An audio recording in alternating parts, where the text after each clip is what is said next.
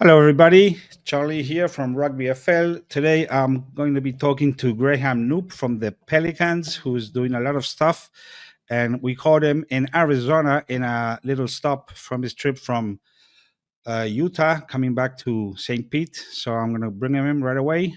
Hi, Graham. Thank you for coming here. Charlie, what's happening? Thanks for having me. Sorry if there's a bit of noise in the background. No, Obviously, it sounds great. It sounds great, actually. cool, cool, I've cool. had much worse. So, Graham, the reason I wanted to talk to you is because I've been noticing that in at the West Coast in St. Pete, you guys have been doing so many things from little kids, 6 years old, to all the way to the top, and in different areas of the game. So there's actually a lot to talk about. So let's just, because you're in an airport, they're waiting for your flight. What were you up to that landed you there in a 6 hour delay in Arizona? Yeah. So Charlie headed up to the North American Invitational Sevens, which And took sorry, place. I hope you noticed my outfit today because I was gifted this at some point, and I always wear the stuff that they give me. So if anybody else wants to have their shirt on video here, that's what you need to do. Charlie, I was going to bring it up, but I just wanted to say, Okay. listen, you're obviously a very distinguished gentleman, but I must say that you look fantastic in blue, yellow, and white colors. It's probably the best color on you that I've seen. Okay, maybe some other people disagree, but thank you. No, thanks for the support, Charlie. We always appreciate it. So yeah, I was up in Utah, at, Salt Lake City, for the North American Invitational Sevens tournament. It's supposed to be the biggest youth rugby sevens tournament in the world. On the world, Um, right? yeah, there was 124 teams there, from U12s to U23, men and women. And yeah, phenomenal rugby. Just some incredible rugby that was played up there. And I was with a group called the Virtual Rugby Academy up there. We were sponsor of the tournament. Um, and yeah, it was a good 2 days. It was a Friday, Saturday event, and very busy. A lot of people. I think on some of those days, they had close to between 5 and 7,000 people attending the event at any one time. So Wow. yeah, really good eye opener. I wonder if this is even bigger than Tropical Sevens. John may disagree. I don't know. I think so. There's a lot of talk of that up there, and I think that it's actually quite cool because they actually refer to each other as kind of like kind of brothers Yeah, in the yeah. and or cousins in the same. I think they both got a good respect for each other. So yeah, they're very. I think hearing from a lot of people that have been to both events, it's very similar. No disruptions at the tournament like we had last year. No No. disruptions this year. Yeah, there was high levels of security and all the rest, but very, very well run tournament. Everything was pretty smooth, and there was great rugby just being played everywhere. Super impressed with some of the women's rugby that I watched. Yeah, there's some great rugby being played around America at the moment.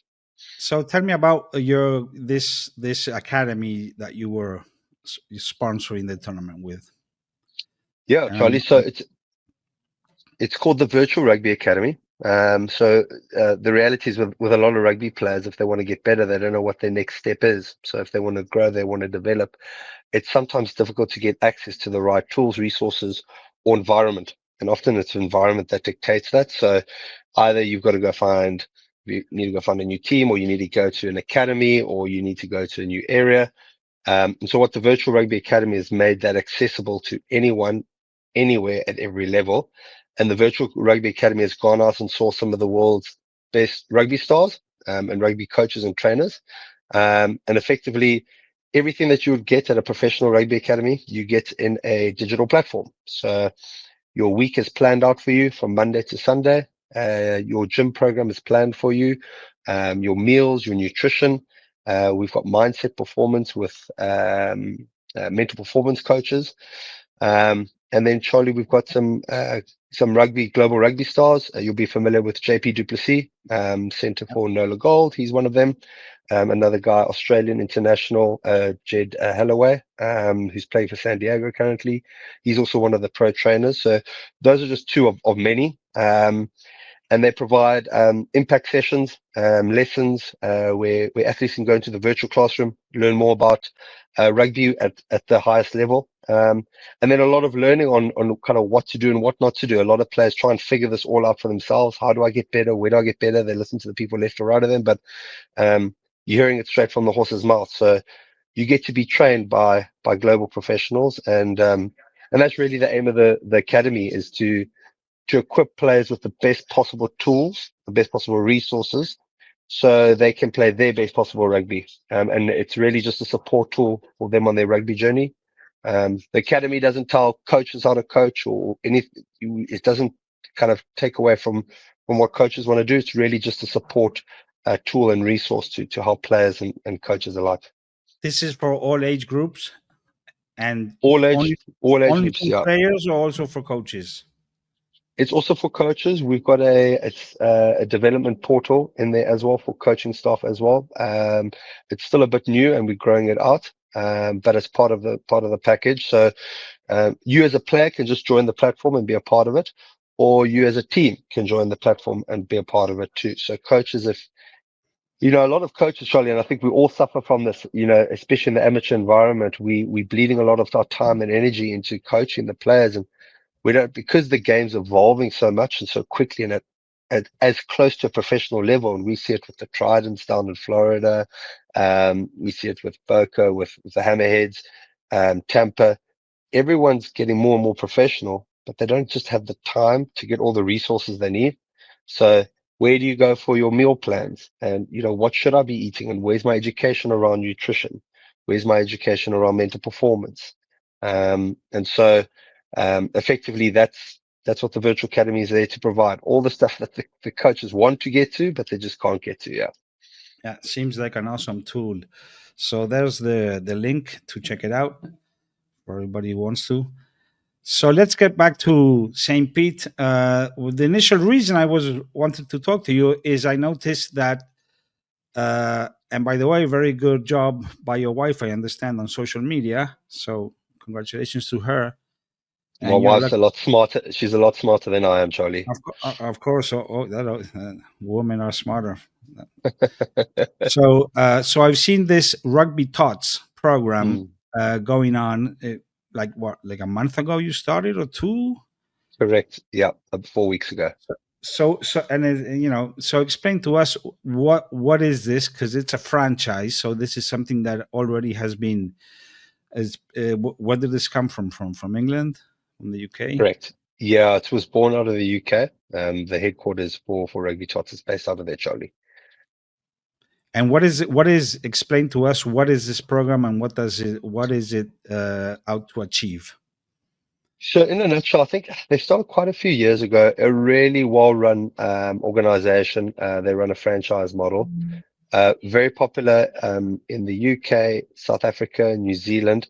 Funny enough, also Hong Kong, very, very popular. It's made its way into the US. It's been a bit isolated in some areas, but it's starting to grow now. And it's rugby develop, well, call it rugby development, but yeah, it's rugby for kids between the ages of 2 to 7. And they've, yeah, well, they start them early, Charlie. Do they even walk? Well, I can't remember right now. Yeah, they just started to walk by that stage, Charlie. But it's great to see. They put such a smart program together where they've made it fun and interacting for the kids, where they learn how to hold a rugby ball, but it's not referred to as a rugby ball. It's their egg, and they've got to protect the egg and don't break the egg, or sometimes you've got to break the egg by scoring a try, and you've got to stay away from the touchline. That's where the alligators will be. And all these fun and exciting things for the kids really to be exposed to rugby early on. And it's been great to watch how much they really, really love it. And so, yeah, I've got some young kids of myself. I've got a 4-year-old and a 2.5-year-old. I was taking them down to soccer practices, and those are great. I was taking them down to different other kind of outdoor activities. I mean, just I suppose everyone kind of in the St. Pete and Tampa community, we've always talked about maybe doing rugby for kids, and Rugby Tots is an option. And so I was effectively paying for other people to coach my kids. And I thought, well, why don't I just do this myself and then we can get everyone else involved as well. So that's what we're really doing. And we're just having a lot of fun with it, Charlie. The kids are loving it. They come down, and they're learning all the bits and pieces of rugby. And I think the biggest thing is, a lot of people look at it like, how much coaching are you doing? I think really the one thing that we're just trying to achieve is, can the kids fall in love with the game early on? Can they really just love the game of rugby? The coaching and the training can come. It'll all come ages 6, 7, 8, 9, 10, as they get older. But we just want to expose them at an early age and get them to fall in love with the game. So that's really where we are with it at the moment. That is actually probably the most important thing in terms of getting kids into the game. What you just said, for them to fall in love, because we know once you do, you never leave. Yeah, yeah, Even and when you shouldn't be playing, like you were playing at the Gulf Coast Sevens, you shouldn't be playing, but you still play, Charlie, I'm right? so glad that you brought that up as well, and I'm so glad you saw that as well. That I shouldn't be playing. It's one Uh, of the regrets you have. But yeah, completely, Charlie. And again, we try and include all the attributes of rugby, even at an early age. So the kids are high-fiving, they're encouraging each other, they're all cheering each other on. It's not about being the star or the hero. It's about making sure that everyone is the hero and the star. And so, yeah, we're having a lot of fun with it, and the kids seem to really be enjoying it and gravitating towards it. is this like a summer program, or it's intended to be like all year around? All year round. If ever there was a time to start in Florida, June, July would not be the time, but we started it now. It's so hot. But no, it's all year. We do it in 10-week stints, so 10-week classes. We've opened up in St. Pete, and we're getting a lot of buy-in, and we might be opening up in Tampa and Dunedin now as well, just because people are asking for it. Yeah, and it's great for the parents too. So a lot of other programs, it's very much drop your kid off, stand on the side and watch. Rugby Tots is very inclusive. We want the parents involved. So the parents are there catching and passing with the kids. It's a lot of fun for everyone involved. So this being a franchise, where would somebody who is watching this say, "Oh, I would be interested"? Where would they go to? So there is the Rugby Tots franchise through the UK, which if you just Google, you'll be able to find it. But there's a gentleman down based out of Washington who spends a lot of time down in Florida called Steve Johnson. Yes. Um, and Steve runs he runs Rugby Tots for North America. So if anyone was interested in it, anyone wanted to take it, Steve Johnson's your go-to guy to help you get the ball rolling, and he's just been phenomenal. It's just been so easy, Charlie. It hasn't been difficult to put together. It hasn't been tough. Everything gets given to you. So there's a shipment that comes in. You get all the kit, you get all the balls, you get all the cones. There's a booklet on what exercises to do and how to run it. It's a very, very well um, tried and tested program that's been put together. So yeah, it's just a lot of fun to be able to do it. That's awesome. Well, we'll put that info on the screen later. Uh, and how many kids do you have? How's it going in terms of numbers? Yeah, so we've got they got different age groups. So we do ages 2 to 3, 3 to 5, and 5 to 7. So there's 3 different age groups. And at the moment, we've probably got about between 8 and 10 in each age group. As I said, we only been going for a couple of weeks, but sometimes there's a couple of people that have to travel a bit far to come in. So yeah, we'll probably start opening up in a few more locations soon. But yeah, so we average anywhere from 30 to 40 kids. And then some weekends That's they right. can't make it. Yeah, but This is yeah, like it's fun. pre-K. This is like pre-K for rugby, Yeah, yeah, I basically, suppose. Yeah, because yeah, I suppose it in. Suppose it before they is. Yeah. go into weights. So, okay, well, congratulations on this. I hope it sort of gets going in other parts of the state. So we try creating, you know, a large base of kids who fall in love with the sport and want to play it for the rest of their life. Which I think is like the long term strategy to get rugby more popular and better. is Yeah, exactly this, starting them young. I mean, you South Africans, of course, know this because you guys start playing probably before two, yeah, and that's how you become. But it takes time, right? I well, Let me ask you yeah. this, because I don't think that rugby is a sport. You know, in United States, we have this like segmentation of sports. So every 3 or 4 months, it's whatever sports season, Mm, and so you play one and then you play the other one. I don't know. I just feel that rugby is a sport that needs to be sort of played all year around. You know, if you're playing rugby, to become good at it and to grow it, mm. it has to be like the sport you do, not one of the sports to do. I don't know if you agree with that.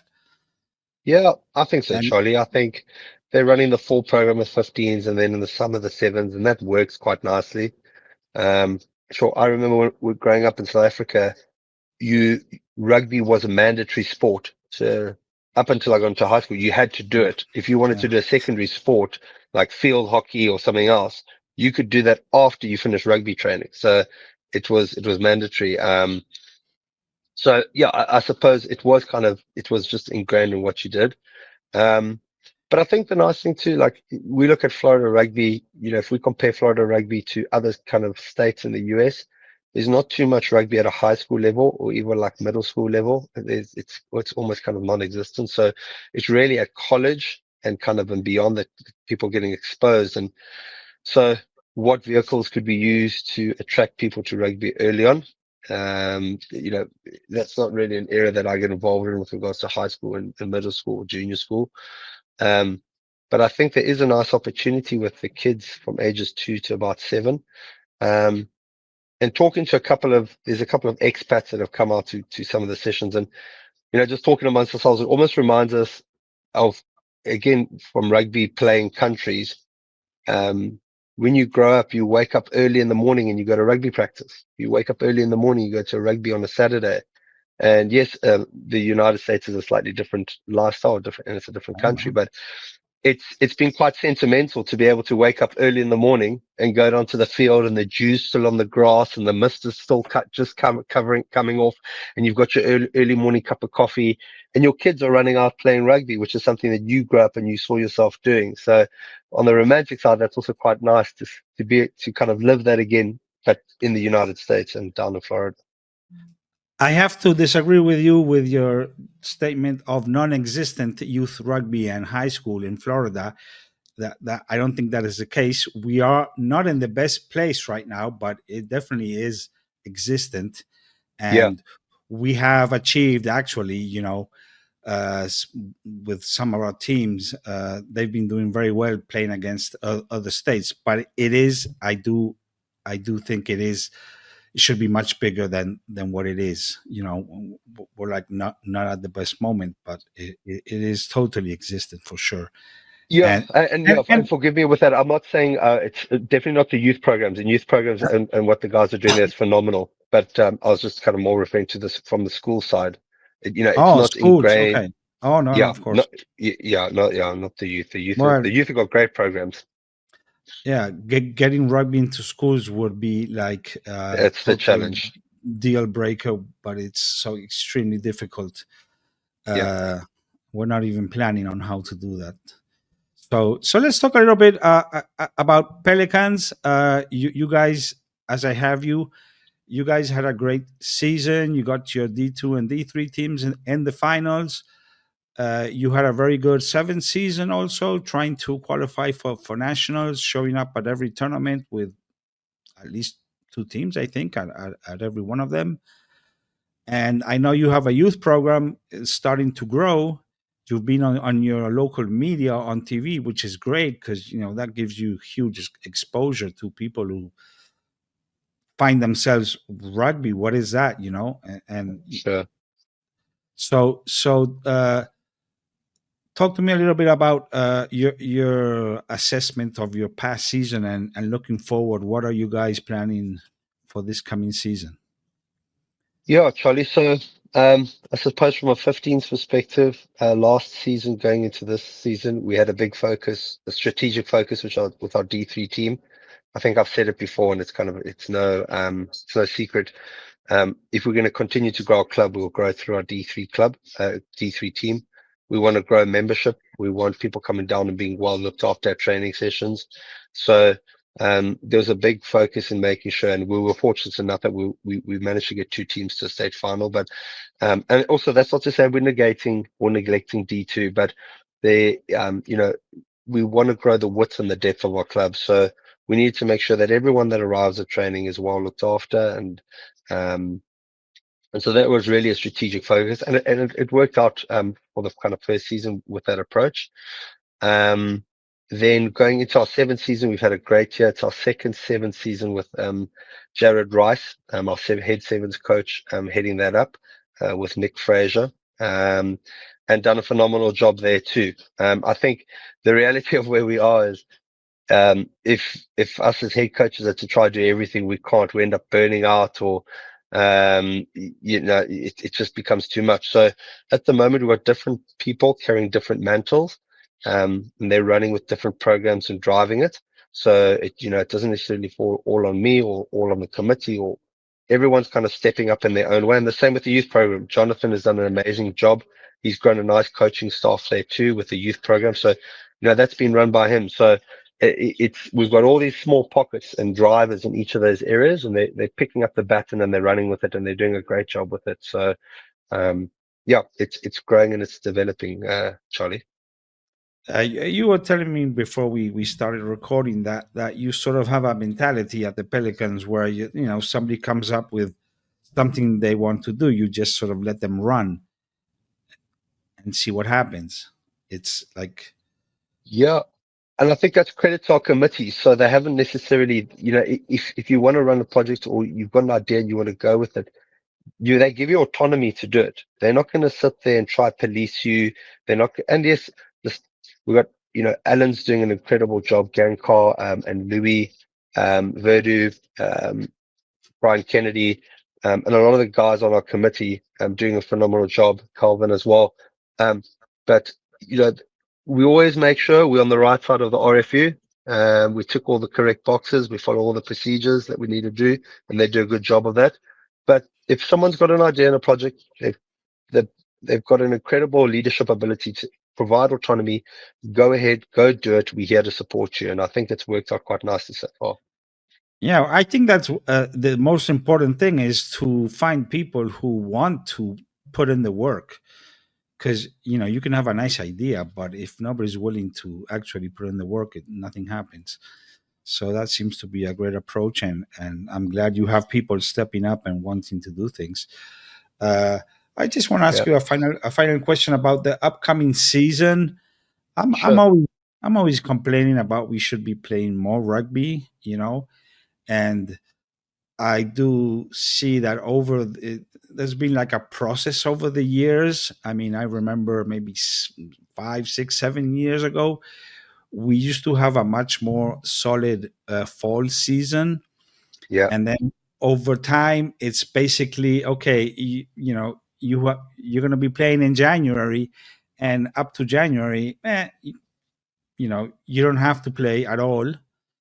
Sure. We have this all Florida Day coming from the union as the only organized activity, which is totally optional and has been smaller in scale than what it used to be. So the question is, do we need to play more rugby? Wouldn't you love to see a 20 game season instead of a 10 game season? It's I And if said it before. it's possible, because I understand that maybe it's not just feasible because you have small uh, number of players and they just won't be able to go through the season. Yeah. So like if we look at it too, I know when the guys finish the 15s, they get 2 weeks off and then they start their sevens training.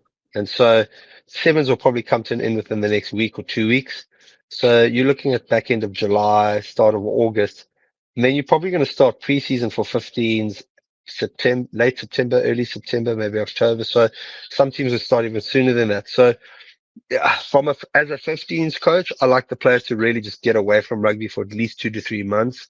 Okay. Again, like because there's just an emotional connection to rugby, and it takes up a lot of time. So you want the guys coming back into it hungry.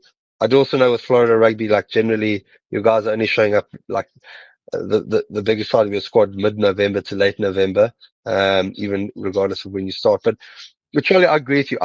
It's such a tough dilemma because so you could play more, but then that December's terrible with Thanksgiving and Christmas, and it just gets in the way of even planning just for training sessions. Like it just gets in the way of everything. Yeah. Um, and I agree with you uh, completely. There has to be more rugby because at the end of the day, what are you selling to a player? So a player is new to rugby. He comes down to training. Let's say he's not in a D2 team. He's in a D3. If you've got two teams, now he's new to rugby, but he's playing off the bench because he's not a starter yet. But he's driving 3 hours across state to come off the bench for 15 minutes, make two tackles, hit a ruck.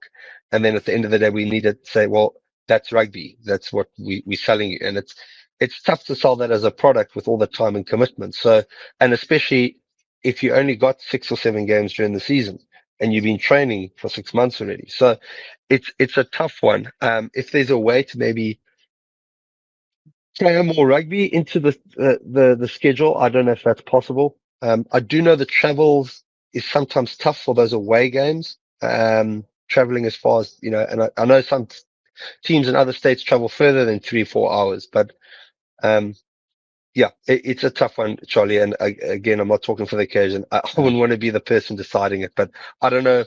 I don't necessarily have the silver bullet solution for that. I was maybe thinking more in terms of the clubs organizing more fall rugby. For Yeah, example, one idea I think that would to address that problem, because exactly you don't want somebody going through a whole season and at the end of the season they played 40 minutes. You want them to have the completely, experience of a full game, which is not the same of coming in the last 15 minutes. completely, Charlie. So like, as you know, I think the clubs could be more active, and for example, during the fall, organize and addressing also the travel situation, which I know it's sort of is an issue. So for example, you guys organize in mid-October a one-day tournament, and you invite three other teams and you play a little Sure. round robin of short games where you can play everybody, and have a great time. And you just pick the teams that are available, and then some other teams does it here in South Florida. So throughout the fall, you get all these opportunities to actually play, because maybe the matrix season, yeah, it's just not going to work to have it longer. You know, it is what It's it. it's a good idea. We toyed with the idea last season, Charlie. Actually, I spoke to the coaches too, and we ran out of time. But myself, so Pelicans, Tampa, and Orlando, we were talking about running a triangular, and we'll run it consecutively over 3 weekends. All right. So they would come. We're looking for a fourth team though, but then we're also looking at including the women's teams because that's growing as well. So we could do a triangular where Orlando hosts one weekend, Tampa hosts one, and then we host one. And so at least like you've got 3 weekends of a lot of rugby. Yeah, and you can throw Um, in, some cup if you want, some prizes. S- oh, I can have so much fun with it. Yeah, you can have a You, lot of fun with it. you can give away a car. Whoever wins, they get a car or something like that. I don't know. Uh, but I think we really have to get more out of the fall, because Yeah. some teams literally do not play any games at all. Zero. They go Mm. into the matrix season as their first game. Yeah, you can't have that. So so Yeah, so that's yeah, that is terrible, because you really want to give people the experience of playing a full game. I you know completely, when I think of completely. rugby, I think the the one thing that will um, give you the experience is playing those 80 minutes. Yeah. You know that is if you don't experience that, you're not getting the full thing. But that's But me. we know too, Charlie. It's like if you've got a match day that Saturday, the training attendance on the Tuesday and the Thursday is far better. So Yeah, of the course. Yeah. guys just need to play. I completely agree with you. They just need to play more rugby, and so how can we cater to that? And so also, whilst talking about that, it looks like the Pelicans we engaging, and we're quite eager to put possibly a women's team together going into this Oh, next season. nice. Ready. And again, Tampa Crew have, they're phenomenal. They're a phenomenal team. The ladies team, they're national champions. But again, those ladies have to travel 6 hours, 5 hours to play against opposition. I know Naples has done a great job with their women's team as well. Yeah. But again, it's a long travel. So hopefully if we can put a women's team together, now we've got more competition, which would be great, I think, for the That area. would be awesome. What would you call them? The Pelicans women's team. Okay. Yeah. So, okay. Well, we covered a few things. So congratulations on all the stuff going on. I didn't know about the ladies stuff. So you're getting there. Yeah. All around. We're getting there. I think No, it's also seems to me that you guys as a club are working very well, in terms of your administrative structure and the people managing that, which, when you come to see any successful team, most likely behind the team, you have a nice group of people who are doing things properly. yeah. And, Surely you've hit the nail on the head. It's a tough job being on the committee. It's a thankless job as well.